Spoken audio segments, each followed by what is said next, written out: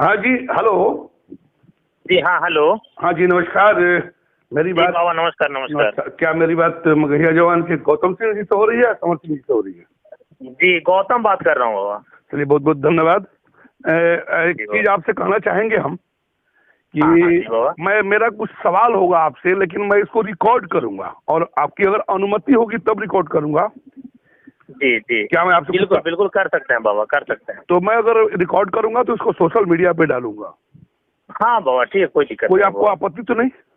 नहीं नहीं, कोई आपत्ति नहीं बाबा। अच्छा, चलिए, बहुत बहुत धन्यवाद कि आप भोजपुरी के रिपोर्टर में आपको आज हम जोड़ते हैं। और कुछ सवाल है मेरा कि अभी अच्छा, लगातार विवाद खड़ा हो रहा है कि आप सबसे बात करते हैं, मगहिया जवान से कोई सवाल खड़ा नहीं करते हैं।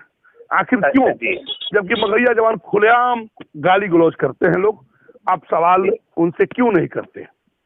हमने बोला भी कि अगर उनसे फोन से मेरी वार्ता होती है तो मैं जरूर उनसे पूछूंगा। आप एक चीज बताइए कि आज जी भोजपुरी अश्लीलता को लेकर के आप पर भी जो सवाल उठ रहे हैं कि आप खुलेआम गाली गलौज करते हैं और धमकाते हैं, जी इस पर आपको क्या जी। कहना है? जहाँ तक गाली गलौज की बात है बाबा, तो मैं गाली गलौज तो वैसे लोगों को किया हूँ जो हालांकि हमें नहीं करना चाहिए था, जी लेकिन हम भी इंसान हैं बाबा, और तकलीफ दुख हमें भी होती है जब माँ बहनों के ऊपर कोई बात करता है, माँ बहनों की गालियाँ देता है। और धमकियाँ का जहाँ तक बात है, मैंने कभी तक आज तक किसी को किसी प्रकार का धमकी नहीं दिया। अगर ऐसा किया तो साक्ष्य अगर किसी के पास है, ऑडियो है हमारा, वीडियो है हमारा कि किसी को धमकी दे रहा हूँ, तो वो सोशल मीडिया पे डाल सकते हैं, मुझे बता सकते हैं। हाँ, गालियां मैं दिया हूँ, उन्हें दिया हूँ जो हमारे कमेंट्स बॉक्स में अश्लील कलाकार के कुछ तुच्छ पालतू लोग आते हैं, गालियां देते हैं, मैं भी अपना आपा खोकर दिया हूँ बाबा। अच्छा, ये तो हो गया कि आप आपा खोकर दिए हैं, लेकिन एक चीज हमको इतना बता दीजिए कि अगर कोई गाली देता है उसको पलट के अगर हम गाली का जवाब गाली से देते हैं तो कहाँ तक उचित है? बाबा, वो अब समय तो वह नहीं, अब लोग इतना प्यार से मानते हैं, तो मुझे भी, मैं आपका भी बहुत सम्मान और आदर से मानता हूँ, कहीं न कहीं आपके ही पद कदम चिन्हों पे चल रहा हूँ। और हालांकि आप ने जिस प्रकार से मुहिम को निरंतर चलाने का प्रयास किया, आज तक भी चला रहे हैं 10 वर्षों से, तो मुझे लगा कि बताइए, एक हमारे गार्जियन पिता स्वरूप होकर इतना मेहनत गली गली जाकर यहाँ वहाँ जाकर कर रहे हैं, तो मुझे लगा कि हमें आना चाहिए। अब लोग अगर प्यार से मानना होता, मैंने मंथन किया बाबा, तो आपसे भी मान लिए होते, वो आकर उनको कहना चाहिए था कि नहीं नहीं, इतना मेहनत करते हैं, हमारे पिताजी की उम्र के होके, बाबा की उम्र के होके, फिर भी नहीं, लगा कि भैंस के आगे बीन बजाओ, बैठल भैंस पगुराए, वही वाला दशा वो लोग समझ लिए। हाँ, मैं गाली नहीं, कड़वा शब्दों का प्रयोग करता हूँ, बोलता हूँ यही कि जो तुम कर रहे हो, क्या तुम्हारी माँ बहन सुनेगी? घर में बेटी जवान है, माँ जवान होगी, बहन जवान होगी, तो कैसा लगेगा? और जहाँ तक हमारी भी शिकायत रहती है बाबा, लोग कहते हैं कि तुम्हारे भी एपिसोड को तो तुम्हारी माँ बहन नहीं देखेगी। अरे भैया, मैं तो रिस्ट्रिक्टेड करता हूँ, मैं माँ बहनों को मना करता हूँ, जो भी कनेक्टेड रहते हैं हम उनको मना करते हैं कमेंट करने के लिए। हम एपिसोड डीजे में बजाने के लिए, बर्थडे पार्टी में बजाने के लिए थोड़े, हम तो जागरूक करने के लिए लोगों को बताते हैं। नहीं, हम एक चीज आपको यहाँ ब्रेक करेंगे हम, क्योंकि इसलिए ब्रेक करेंगे, अगला कुछ भी करता है तो समाज में वैसे शब्द हम नहीं परोसेंगे जिस शब्दों से समाज आहत हो या अंगुली उठे। बात समझिए, हम लोग की लड़ाई जागीर से नहीं है, हम लोग की लड़ाई किसी के घर मकान से नहीं है, जमीन जायदाद से नहीं है। अगला अगर गंदा करता है तो मेरा काम है समझाना। देखिए, मैं 2010 में जब शुरुआत किया था तो मुझे नहीं लगता था कि वो काम पर पहुंचेगा, और इसमें आप लोगों का बहुत बड़ा सपोर्ट रहा। नहीं, सब सौभाग्य है हमारा कि आप एक अपने परिवार में हमको स्थान दे रहे हैं। हाँ, कुछ लहजा के कारण शिकायतें मिलती होगी, इसका स्वीकार करता हूँ मैं। नहीं, लहजा ही नहीं, कुछ और ऐसा जैसे आप किसी के नामों का नामकरण करते हैं जो मुझे नगवार लगता है। हाँ, बिल्कुल सही कहा आपने बाबा। देखिए, क्या है ना कि कुछ कलाकार हैं जो कहते हैं कि हम ट्रेडमार्क ले लिए हैं, सेंट्रल गवर्नमेंट से हम परमिशन ले लिए हैं, तो बाबा हमको 20 लाख लगा के अपने परिवार को बर्बाद और सड़ाना नहीं ना है, काहे हम नाम लेंगे? तो हमको तो वहाँ मजबूरी रहता है। मैंने आज तक पे इंटरव्यू दिया, मैंने न्यूज 18 पे दिया, सब पे मैं बताया कि मजबूरी है हमारा उपनाम लेना कुछ कलाकारों का। अब एक कलाकार ट्रेडमार्क करवाए हुए, भोजपुरी के इतने बड़े बड़े कलाकार इतने पैसे वाले हैं कि सब ट्रेडमार्क करवा के रखे होंगे, तो उस डर से मैं लेता हूँ सबका उपनाम, और कोई इसके पीछे कारण नहीं है। अच्छा, चलिए, ये तो हो गया। लेकिन उपनाम के पीछे जैसे आप एक शब्द का इस्तेमाल करते हैं कोठा पुत्र, ये उपनाम कैसे हुआ हमको ये बताइए। बताता हूँ आपको। जी। जैसे जिस व्यक्ति का नाम मैंने कोठा पुत्र रखा जी, उस व्यक्ति ने मुझे आधी रात को फोन करके मेरी माँ बहनों की गालियां दिया, तो माँ बहनों की गालियां नहीं देके उसको मैं उपनाम रख दिया, तो कौन सा बड़ा गुनाह कर दिया भाई। गालियां को अगेंस्ट में तो मैंने, अब जो समझे, मैं उसका नागवार समझता हूँ उसका नाम लेना, मैं उसी नाम से पुकारना चाहता हूँ। पूरा बिहार जानता है कि क्यों मैं उसका नाम रखा हूँ। मुझे रातों को गालियां दे, उससे पहले मैं उसको नहीं बोलता था, जिस दिन से गालियां दे उसको मैं उपनाम रख दिया। उसने अगर गाली दिया तो उसका संस्कार खराब है, अगर जो भी गाली देता है उसका संस्कार खराब। अगर वो गलत करता है, वो गंदगी फैलाता है, तो क्या हम भी गंदगी फैलाएंगे?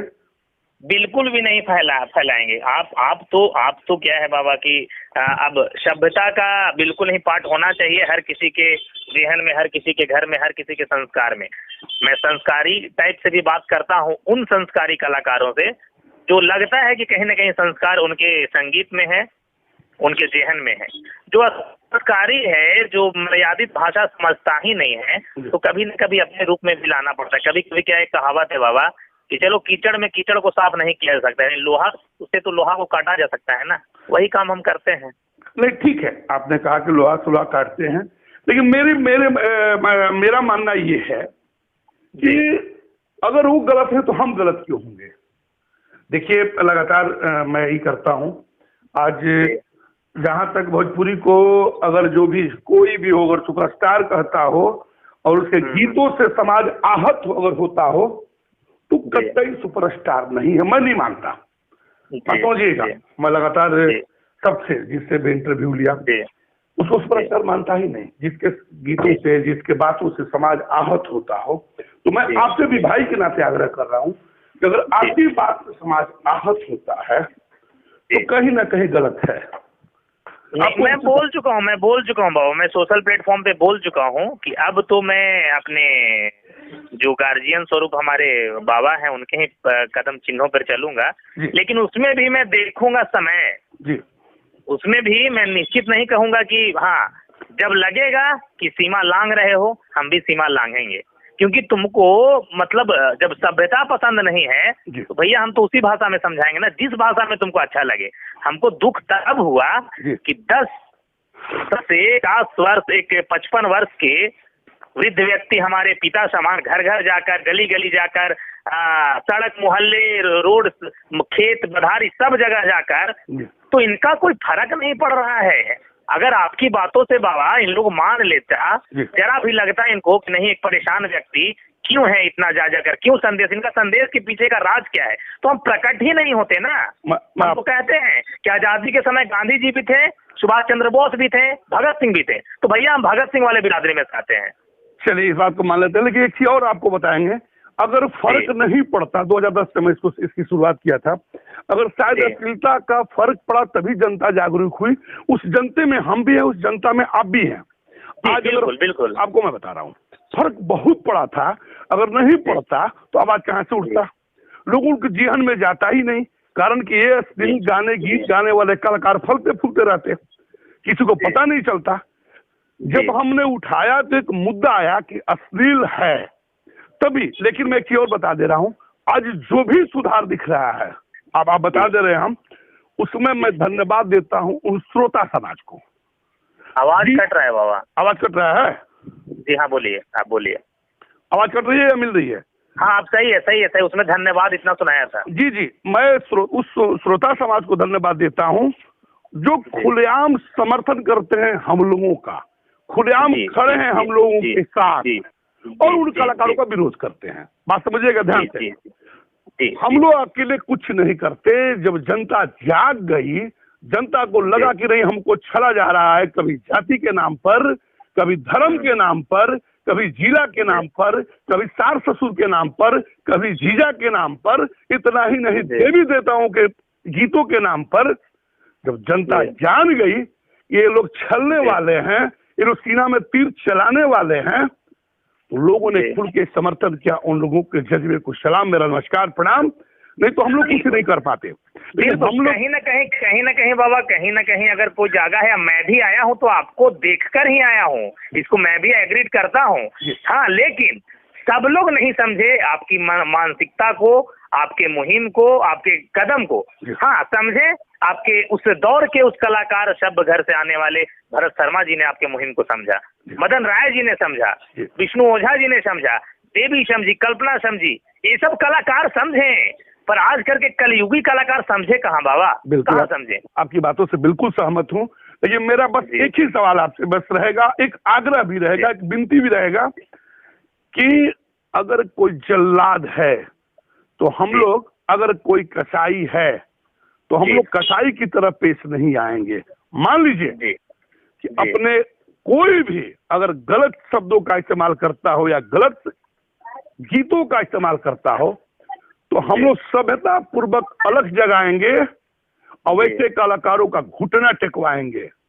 हम सभी मैंने तो कफन मान लिया, हम दोनों भाइयों ने कफन मान लिया है कि माँ बहनों के मान सम्मान के लिए गीतों के जरिए जो अपमानित किया जाता है, जहां तक जाना पड़े कानून व्यवस्था इन लोगों को ट्रोल, जिस प्रकार की कदम उठाया जाए हम लोग उठाएंगे और बंद करके रहेंगे। हम लोगों ने भी शपथ ले लिया। एक चीज और कहेंगे कि आज एक सुझाव है मेरा, कोई भी उपनाम नहीं, जो भी गलत करेगा डंका के चोट पर नाम लेके हम लोग बोलेंगे, उपनाम नहीं, किसी को गाली नहीं देंगे जी। हम लोग जो भी हमसे तो बाधाएं करवा लेंगे आप, मैं तो मान जाऊंगा, मुझे तो पता है, मैंने तो एक्सेप्ट कर लिया न्यूज 18 के पे जो राष्ट्रीय चैनल जी।